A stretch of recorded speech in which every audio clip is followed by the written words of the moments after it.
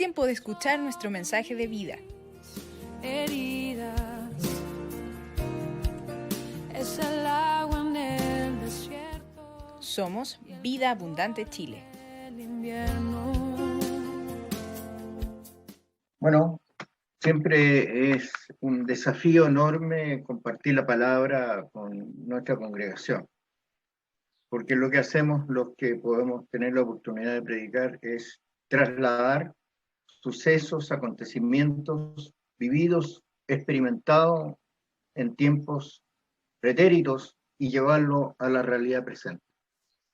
Y eso es lo que estamos haciendo en este tiempo. Cada vez que uno comparte una palabra es porque ha estado meditando en ella principalmente y la retrotrae a la realidad de lo que está aconteciendo hoy día en nuestra sociedad, que es el caso de hoy. Estamos estudiando el libro de los Hechos y ya se han avanzado varios puntos en eso y yo quisiera ahora tocar un punto bien interesante que es como la penúltima parte de todo un acontecimiento que sucedió. Y quiero hacer un pequeño esbozo de eso. Dani, ¿me puedes dar la siguiente lámina? El contexto de esto es bien interesante, hermanos, porque aquí se produjo lo que vamos a ver nosotros es el tema que tiene que ver con. Dame la siguiente lámina, que no tengo las copias, por eso voy a estar pidiendo las láminas para que. 5:17 al 42. Estos son los temas que vamos a ver nosotros en Hechos 5:17 al 42, y el título de este es Pedro y Juan son perseguidos. Vuélveme a la primera lámina, por favor, Danielita. ¿Cuál es el contexto de esto? Esto es interesante saberlo, por qué se produce todo este fenómeno. Y yo no los tengo escritos ahí porque sería un poquito largo, pero lo que produce aquí es el impacto de cómo se produce el impacto del Evangelio de Cristo. Y parte con un hecho bien significativo en Hebreo, en Hechos 2:14. Cuando comienza se antecede todo esto al primer discurso de Pedro, que es impactante, que vienen lenguas de fuego, que la gente lo escucha, que se levanta con Juan y predican de una manera efusiva. Por tanto, ahí hay una gran notición ahí, en esos tiempos en Jerusalén. La llegada de Jesús provocó un impacto ahí dentro de la sociedad, en el pueblo, en la ciudad de Jerusalén. Y esto estaba provocando grandes conversaciones, murmullos, como de repente se juntaban 2, 3 o 4 o 5 o familias completas a conversar, a discutir, a ver lo que estaba pasando con la historia de Jesús, que eso era lo que estaba impactando en aquellos días a Jerusalén. Y en ese contexto es que se desatan varios fenómenos muy interesantes, pero todo esto se produce primeramente por el discurso de Pedro. Pero el discurso de Pedro se antecede cuando viene la acción del Espíritu Santo sobre ellos, bajando en lenguas y en expresiones de lenguas de fuego. Entonces, ese es más o menos el comienzo de toda esta historia, que ha ido avanzando. Vamos ya en el capítulo 5 de los Hechos, y vamos a repasar así muy, muy someramente para contextualizar a todos los hermanos de las cosas que ocurrieron aquel día. Entonces, el 2:41, como dice ahí, dice: así que los que recibieron su palabra fueron bautizados y se añadieron aquel día como 3.000 personas. Vale decir, el impacto de lo que estaba pasando en aquellos días a partir de la venida del Espíritu Santo, el discurso de Pedro, se habían convertido 3.000 personas, y no solamente se habían convertido, sino que además fueron bautizados, vale decir, cumplieron el mandato que nos asiste a cada uno de nosotros: arrepentirnos, bautizarnos y recibiremos el don del Espíritu Santo. Es decir, lo que se hizo en aquellos días está sucediendo hoy día también. En aquellos días el impacto fue tremendo.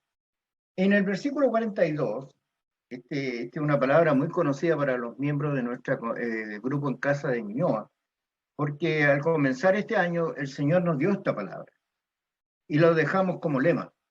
Y perseveraban en la doctrina de los apóstoles, ¿quiénes? Los 3000 y muchos más, en la comunión unos con otros, en el partimiento del pan y en las oraciones. Vale decir, aquí se estaba produciendo un impacto tremendo en la ciudad. Todo está llevado hacia una conversación relacionada con los acontecimientos que estaban sucediendo. Y fíjese que son varios más. Dame la siguiente lámina, por favor.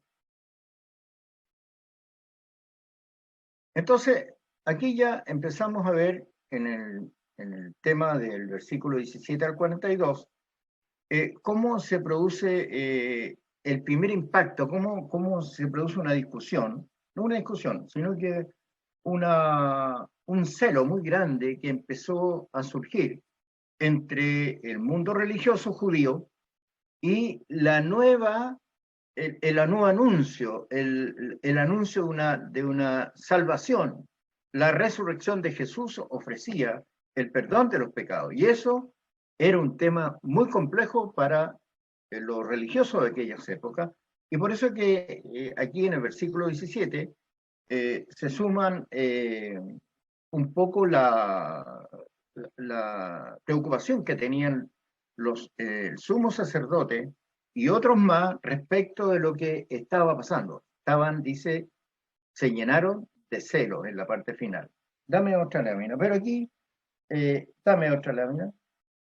Y aquí pasó algo bien duro, porque a raíz de esta intervención que estaban haciendo públicamente los apóstoles que estaban predicando el Evangelio, ellos sintieron un celo muy grande y finalmente determinaron ir y silenciar este discurso, por decir así. Es como no sé, pues, ya tenemos harta experiencia en este país en estos días de ciertas personas que van y entregan su pensamiento, su ideología, y de pronto viene la fuerza policial y los toma, los esparce, le tira agua, guanaco. Bueno, algo parecido tienen que ustedes imaginarse de que estaba pasando en aquellos días, pero con la diferencia que los sacerdotes, al parecer, tenían muchísima injerencia y ellos no eran la fuerza política, ellos eran un movimiento religioso que existía y la autoridad política estaba en manos de los romanos. Sin embargo, aquí el texto del 18 dice, y echaron mano a los apóstoles, es decir, los tomaron presos y los pusieron en la cárcel. Es decir, estos sacerdotes tenían muchísima autoridad, parece que tenían un acuerdo con la fuerza policial de aquellos días. Más adelante habla de los alguaciles. Entonces, ellos tuvieron injerencias para ir y detener a los apóstoles. Claro, ¿por qué? Porque estaban compitiendo en cuanto a la enseñanza que ellos daban a través de la sinagoga, los sacerdotes. Aquí lo que estaban haciendo Pedro y Juan era predicar el Evangelio de Cristo. Era la enseñanza que dejó Jesús mientras ellos estuvieron con él. Y eso es lo que estaban haciendo en este caso los apóstoles. Entonces los apresaron. Sigamos adelante. Más un ángel del Señor.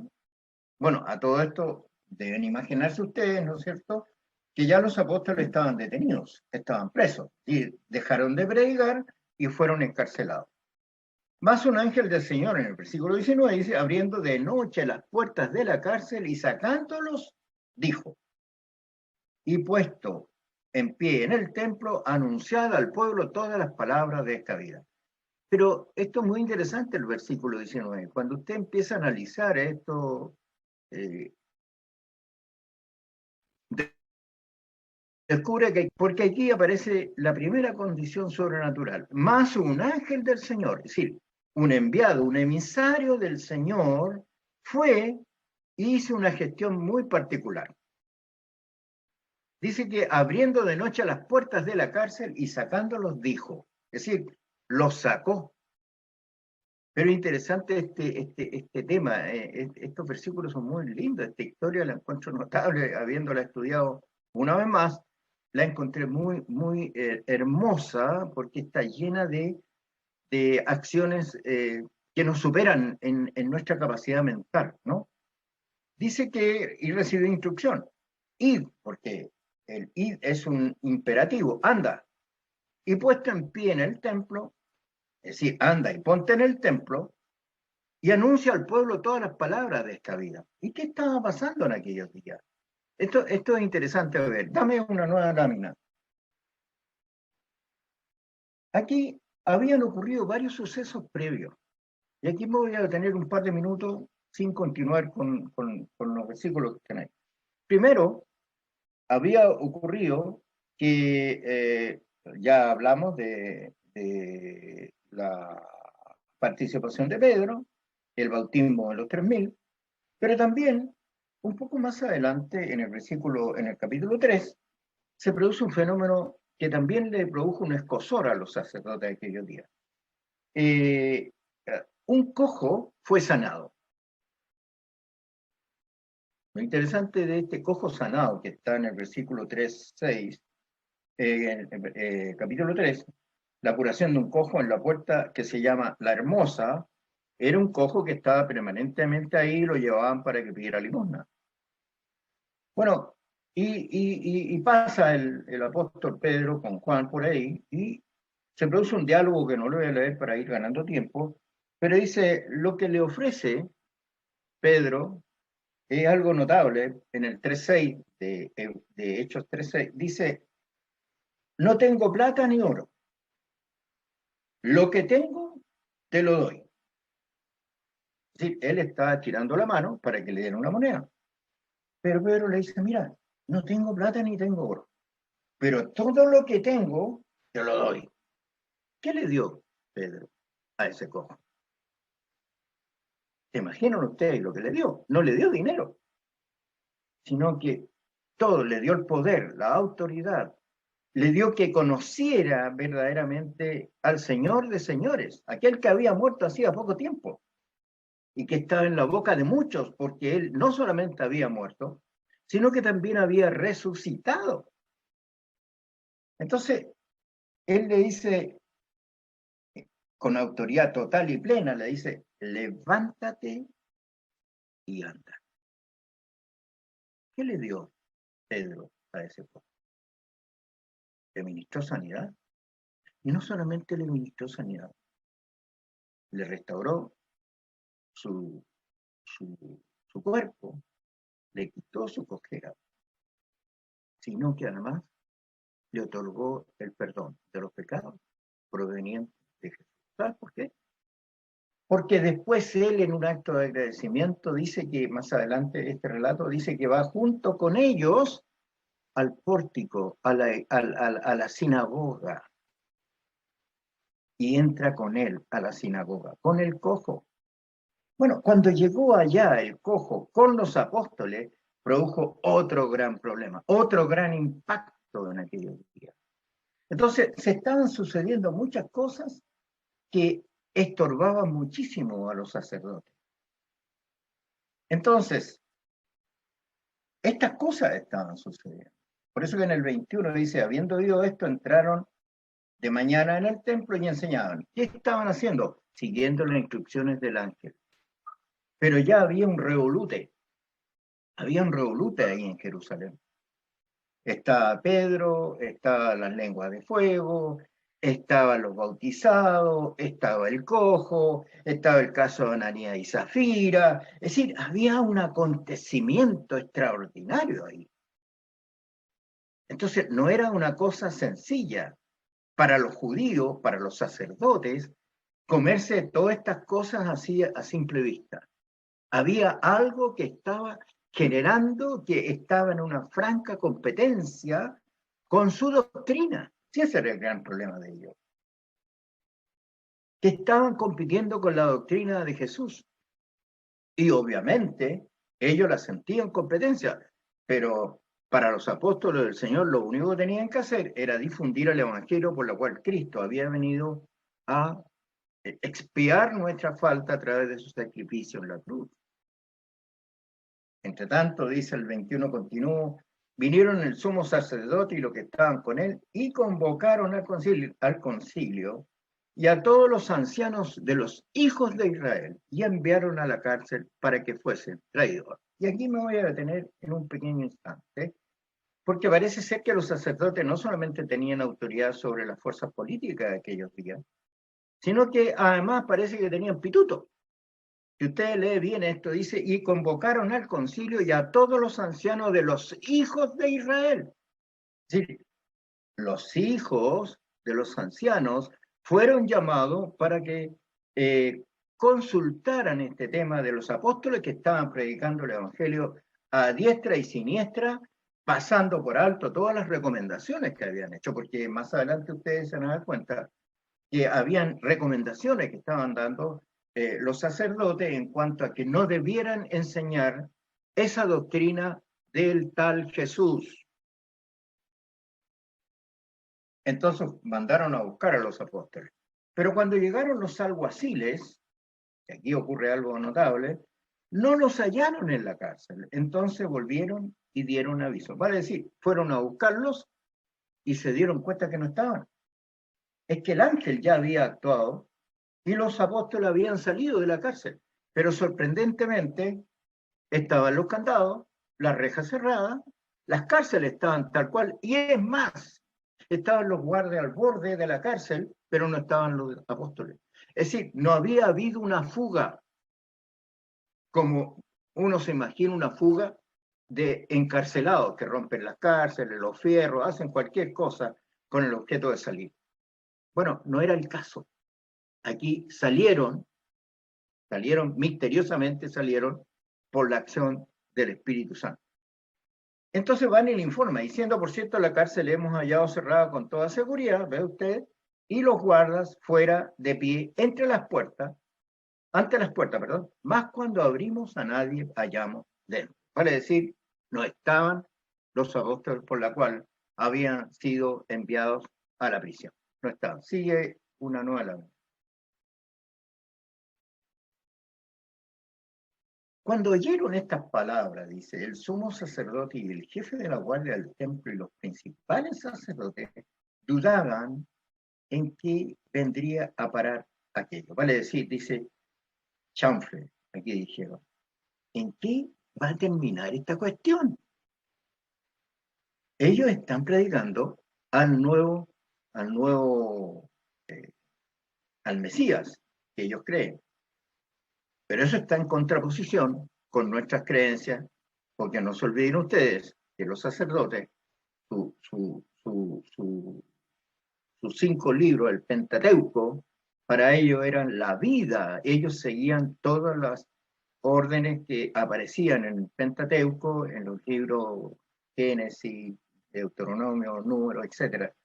Ellos seguían ese mandato que está establecido en el Pentateuco, en la Torá.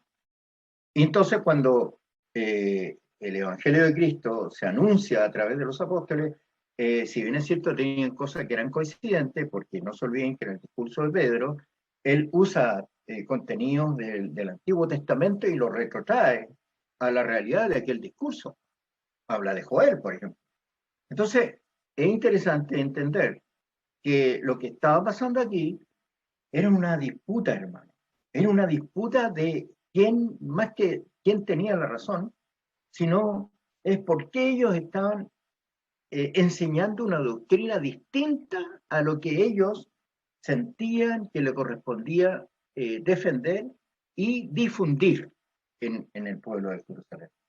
Por tanto, esta historia no deja de ser cautivante. Yo que la volví a leer y la volví a estudiar, me pareció notable todo lo que estaba pasando en aquellos días. Es como, bueno, no es tan comparable con lo que pasó acá en Chile hace poco tiempo, ¿no? Pero produjo una revolución, es cierto, un cambio, la gente quedó prendida de aquel mensaje maravilloso que dio Pedro en aquel día, ¿no? Y aquí está la evidencia que están teniendo estos sacerdotes, están luchando ferozmente para que el Evangelio, el anuncio del Evangelio de Cristo no sea difundido, para que no se declare que Jesucristo es el nuevo Mesías. Para los judíos todavía no venía, pero para los que se habían arrepentido, sí era el Mesías. Y sigue entonces el versículo 25, dice, pero viniendo uno les dio esta noticia, aquí los varones que pusiste en la cárcel están en el templo y enseñan al pueblo. ¿Qué les parece? Vale decir, lo que estaban haciendo estos apóstoles era obedecer el mensaje del ángel del Señor, porque le dijo, váyanse a la puerta de Salomón y empiecen a predicar el Evangelio. Ahí está. Entonces, este hecho histórico debe también retrotraer a nuestra realidad. Nosotros no podemos dejar de predicar el Evangelio. Es imposible que usted no predique el Evangelio, no le anuncie el Evangelio ahora. Hoy día nosotros nos vemos ensimismados con muchas situaciones que estamos viviendo como nación, como país. Pero en este minuto estamos en condiciones muy favorables de seguir predicando el Evangelio del Reino de Dios. Porque, hermano, no es que seamos muchos nosotros o seamos pocos. Lo que no puede frenarse es la predicación del Evangelio. Y lo que estaban haciendo los apóstoles aquí era seguir ese predicamento, ir y predicar el Evangelio del Reino de Dios. Y es ahí donde está esta cosa interesante, esta lucha entre los sacerdotes, el Sanedrín, y la prédica del Evangelio de los apóstoles. Entonces dice que el 26 dice, entonces fue el jefe de la guardia con los alguaciles y los trajo sin violencia porque temían ser apedreados por el pueblo. Fíjate, aquí se produce otro fenómeno interesante. Ya los apóstoles estaban investidos de autoridad. La gente le creía a los apóstoles.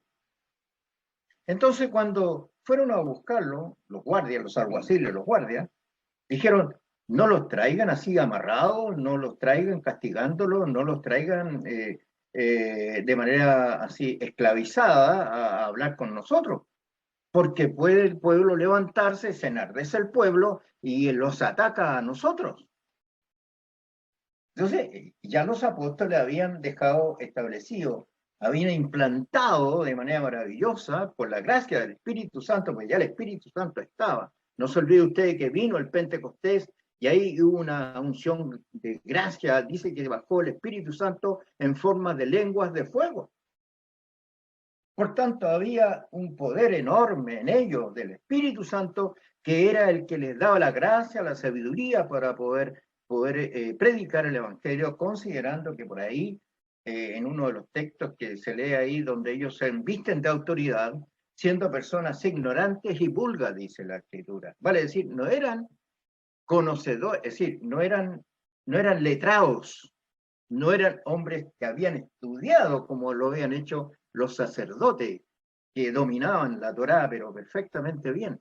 Ellos no. Entonces, los sacerdotes estaban sorprendidos de la vehemencia o de la autoridad que ellos predicaban el Evangelio.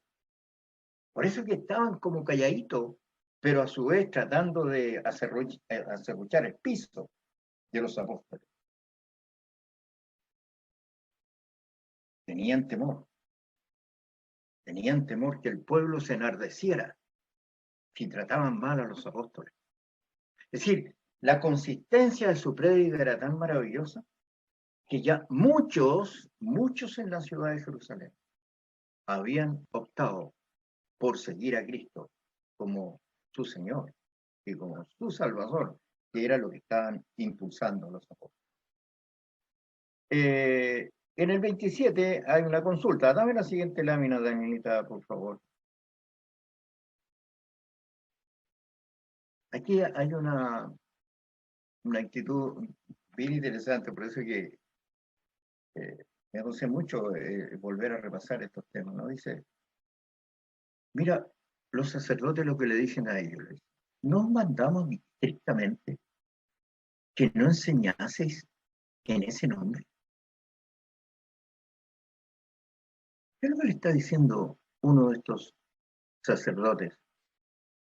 Oye, te dije que no anunciaras el nombre de Jesús. Eso es lo que dice una traducción más práctica. No os mandamos estrictamente que no enseñaseis en ese nombre. ¿Cuál nombre? sino que era la fuente de todo el conflicto que estaban viviendo los sacerdotes, era Jesús. Jesús es el que estaba alterando la convivencia de ellos. Y los apóstoles estaban haciendo lo que Jesús les instruyó que hicieran. Y agrega lo siguiente: y ahora habéis llenado a Jerusalén de vuestra doctrina. Imagínate. Entonces, por eso digo yo, aquí había un gran revolute. La ciudad de Jerusalén, ellos mismos lo declaran, ahora habéis llenado a Jerusalén de vuestra doctrina y queréis echar sobre vosotros la sangre de este hombre. Es decir, lo que están diciendo aquí los sacerdotes, dice, oye, yo no quiero sentirme responsable de que a Jesús lo hayan declarado que haya muerto en la cruz. Eso es lo que están ellos tratando de decir. No tratando de decir, queriendo defenderse. Pero los apóstoles no estaban en esa parada, pues, chiquillos. No era la parada de ellos. Hacerlos sentir culpables de que ellos habían sido los que condenaron, aunque sí ellos habían sido. No se olviden que las autoridades romanas declararon que lo encontraron inocente a Jesús y que ellos no tenían nada que ver, y que como era miembro de la iglesia, del pueblo judío, juzguen ustedes a él. Y finalmente ellos juzgaron. ¿A Barrabás o a Jesús? ¿A quién matamos? Y ustedes saben lo que pasó. Entonces, la respuesta de Pedro y los apóstoles, entre paréntesis interesante, ellos andaban, no sé si bien es cierto aquí la lectura aparece Juan y Pedro, pero andaban los 11. Y dijeron, es necesario obedecer a Dios antes que a los hombres. El Dios de nuestros padres levantó a Jesús. Y ahí se meten en la doctrina misma de ellos. Porque el Dios de nuestros padres, que también son los de ustedes, levantó a Jesús. Y diga a quién vosotros matasteis colgándole en un madero. Imagínate, le tiró la culpa encima a todos los sacerdotes. Entonces, la intervención de Pedro y Juan fue francamente extraordinaria en materia de confrontar al Sanedrín, a los sacerdotes. Era una lucha maravillosa que tenían ahí, llenos de fe, estos apóstoles, ¿no? Pero le enrostra la muerte de Jesús a ellos, a los sacerdotes.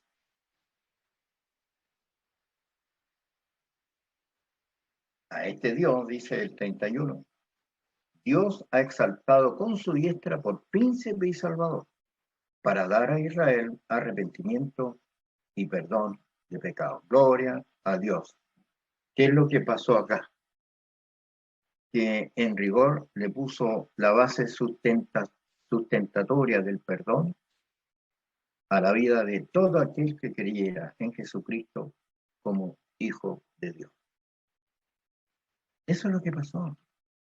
Por eso es que ellos estaban con alergia, los sacerdotes. Estaban trastocados, estaban muy afectados.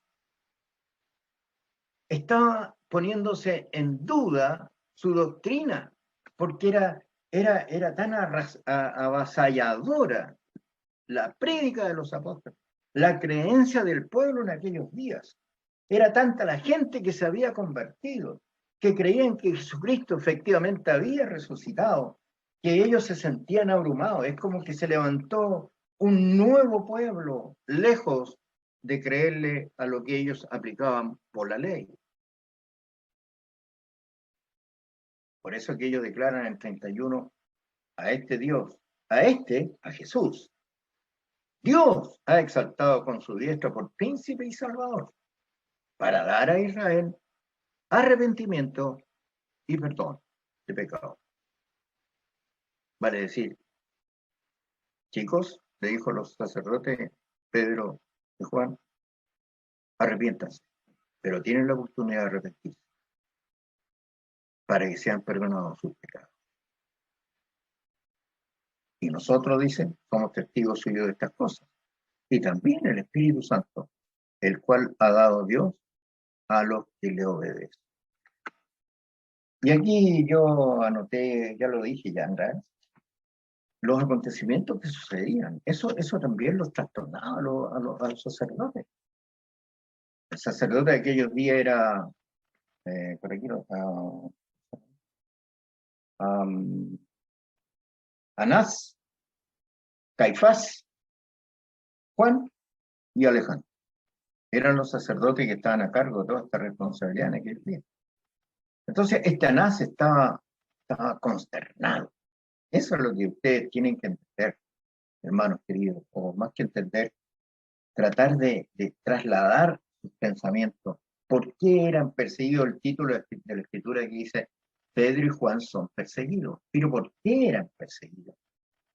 Porque le estaban haciendo frágil el piso a los sacerdotes, ¿no? Ya habían habido acontecimientos que ya estaban por demás conocidos y que estaban dentro de un fenómeno extraordinario. Ese cojo que caminara era una cosa maravillosa. Eso está en Hechos 3, 1 al 10. ¿Ah?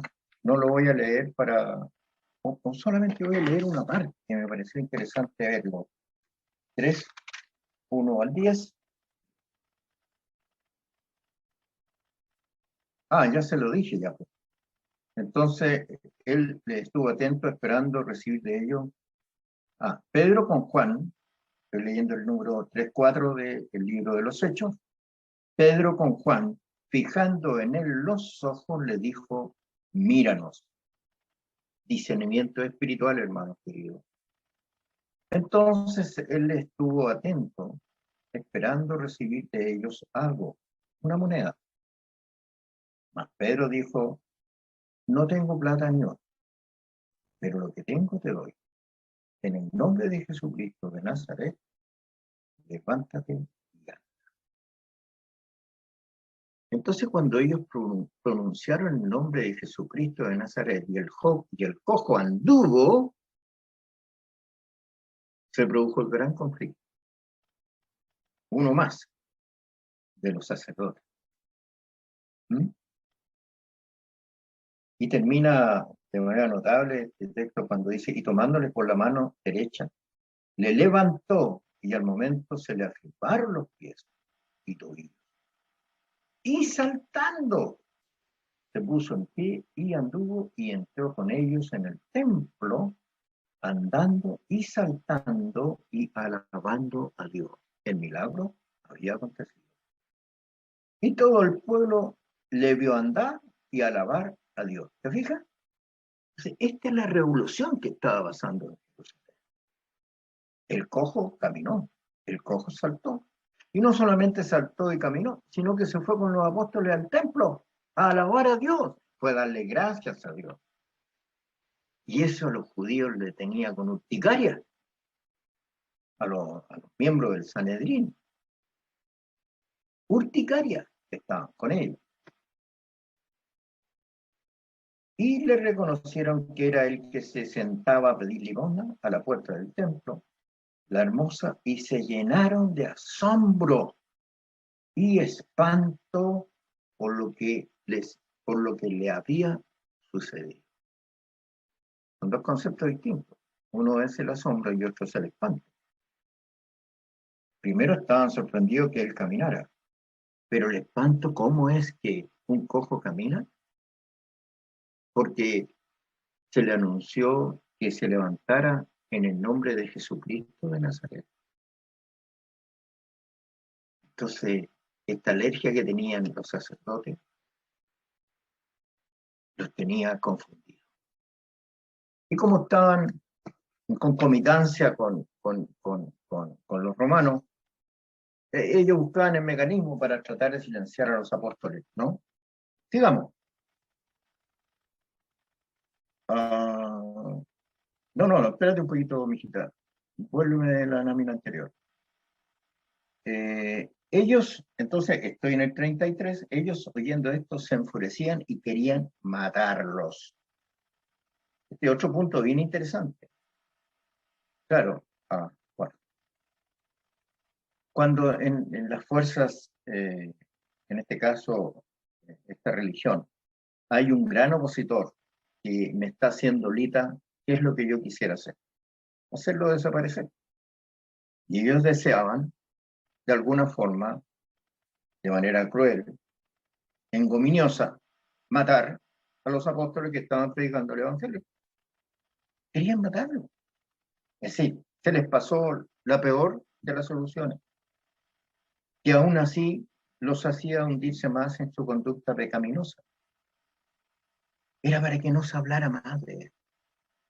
Bueno, hoy día, tiempos modernos, hoy día, hermanos queridos, los gobiernos dictatoriales, cuando se levantan opositores, ¿qué es lo que hacen los gobiernos en dictadura? Matan a todos los que hablan en contra de los gobiernos que son dictatoriales. Esa es una realidad de hoy día. Hace un pequeño parangón con aquellos días. Entonces aquí aparece un cambio notable de todo este fenómeno que estábamos conversando y viéndolo. Aquí se produce un fenómeno muy rico a mi modo de ver, que cambia un poco el paradigma de todo lo que estaba sucediendo en aquellos días, ¿no?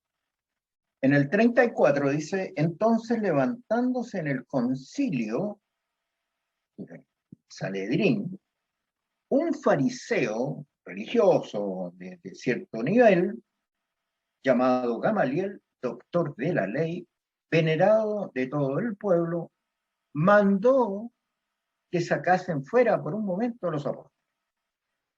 ¿Qué es lo que hizo Gamaliel? En forma práctica, actuó como conciliador. Pero es interesante cómo se desdobla esta figura. Y la vamos a analizar juntos, hermano. Veámosla. Dame la siguiente lámina.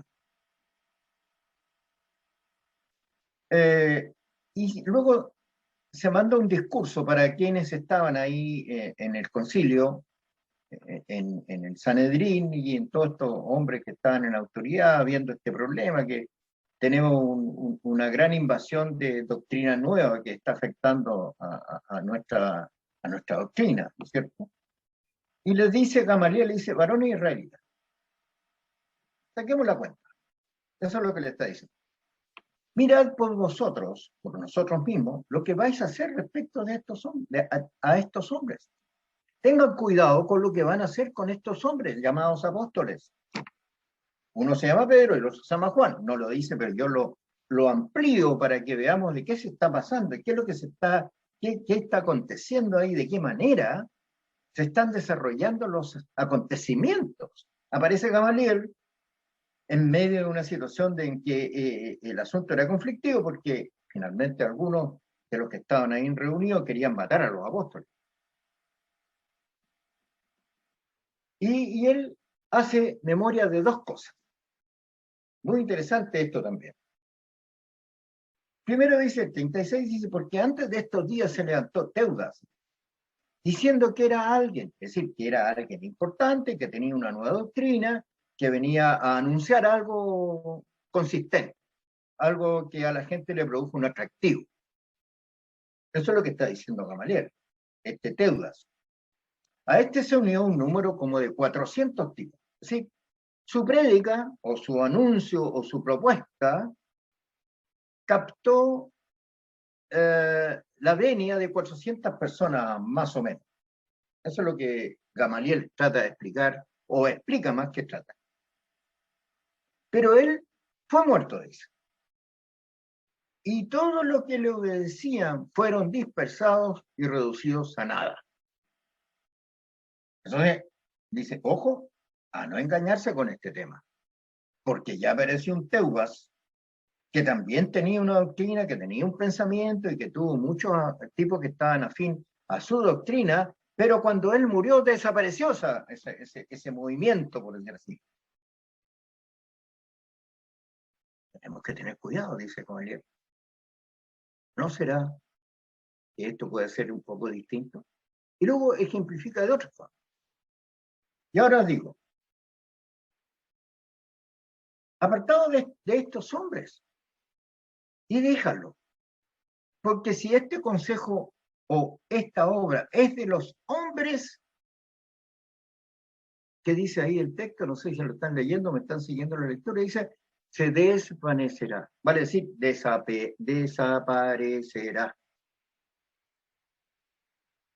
Lo ejemplifica como Teuba. Dice, porque si esto ha sido levantado por fuerza de hombre, va a pasar lo mismo que le pasó a Teubas. Se va a morir, se va a desaparecer. Pero mira lo que agrega en el versículo 39, es notable esta parte, ¿no?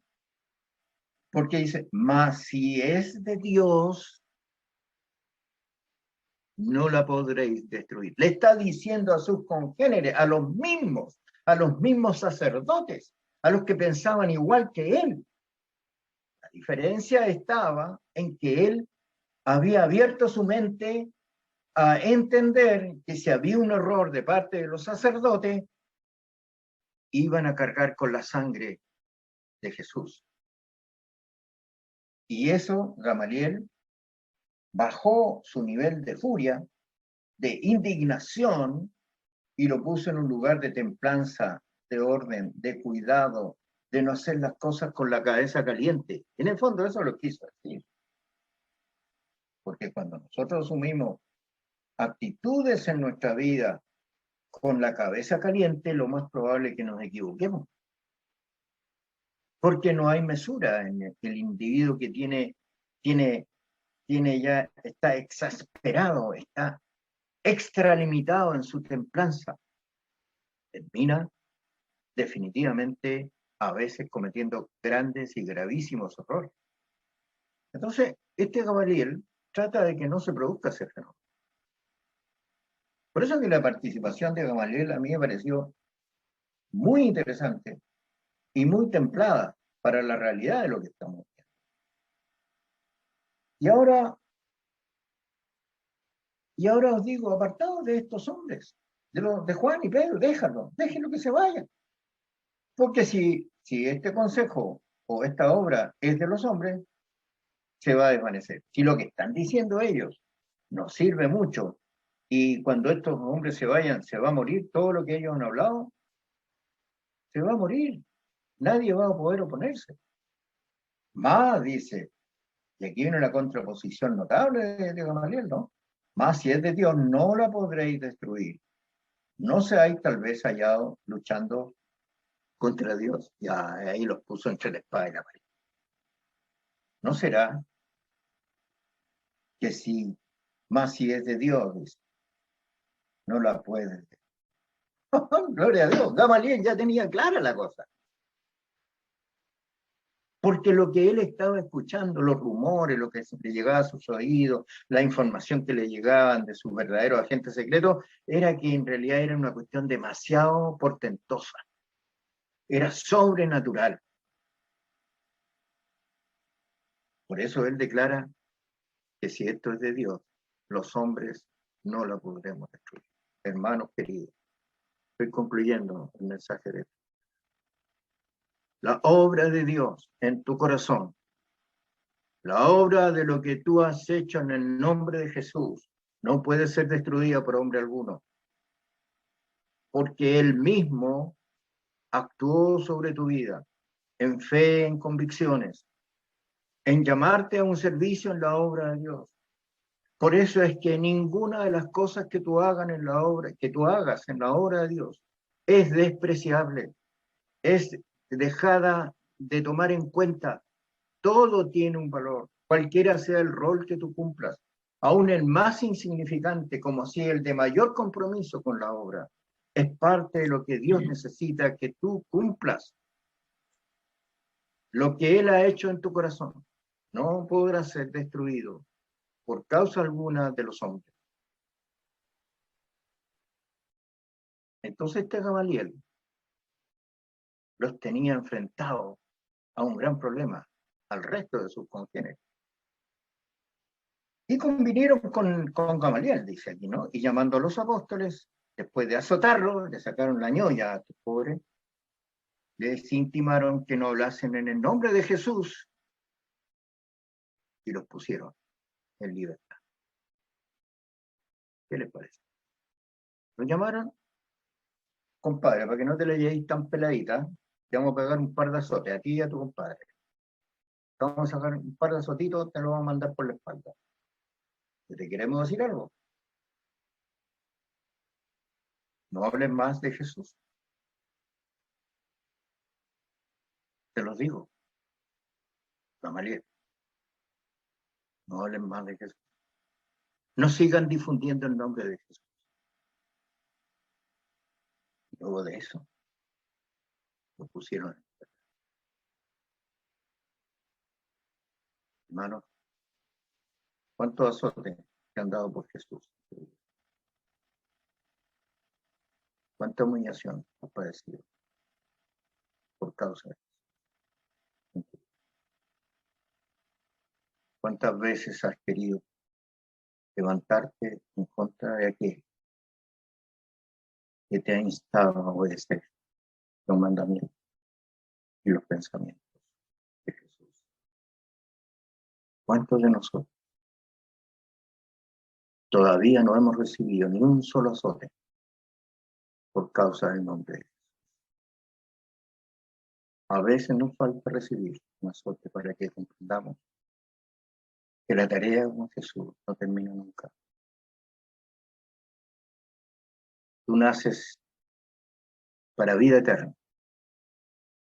Cuando tú naciste para la vida eterna. Pero ojo, al final de tus días, sí llegas a la vida eterna, a 2 días. O te vas a un encuentro con el Señor, o en la vida eterna te vas a un lugar más indeseado que hombre alguno pudiera desear. También es eterna esa.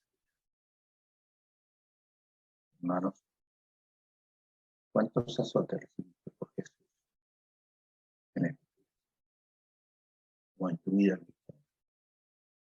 ¿Cuánto más te falta por sufrir por causa de Jesús? Él entregó todo por ti.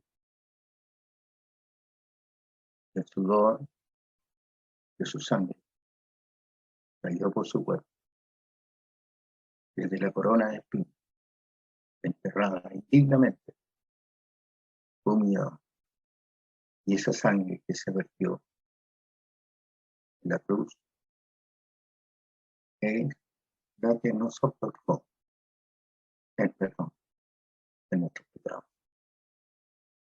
Dame la última mano.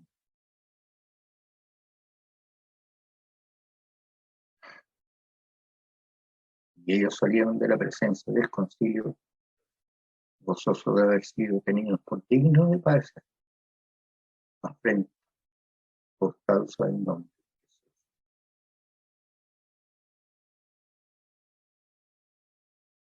Hermanos, hemos sido ofendidos, hemos sido denigrados por el nombre de Jesús. Tómalo por honra. Tómalo por honra. No por... Y todos los días en el templo y por las casas no cesaban de enseñar y predicar. Bueno, esa es nuestra tarea, hermano. Nunca dejemos de predicar y de enseñar la doctrina de Jesús. Que el Señor inunde con gracia sus vidas y esta vivencia de los apóstoles se convierta para nosotros en un desafío permanente en el reino. Que el Señor te bendiga. Señor, doy gracias por esta mañana. Pido que te guardes el corazón de cada uno de mis hermanos que esta mañana nos ha escuchado. Y la intención de mi corazón era trasladar esta vivencia vivida y experimentada por los hombres que vivieron y padecieron por causa de todo. Te honro a ti, Señor, por todo. Y honro, Señor, el nombre de mi amado Padre. Honro al Espíritu Santo, que nos da la gracia y la fortaleza para soportar todas las cosas.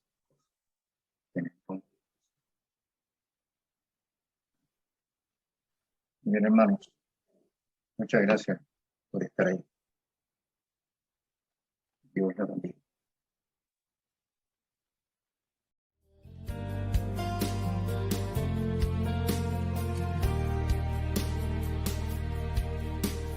Tu palabra es como Es tiempo de escuchar nuestro mensaje de vida. heridas, es el agua en el desierto, Somos Vida Abundante Chile. el invierno.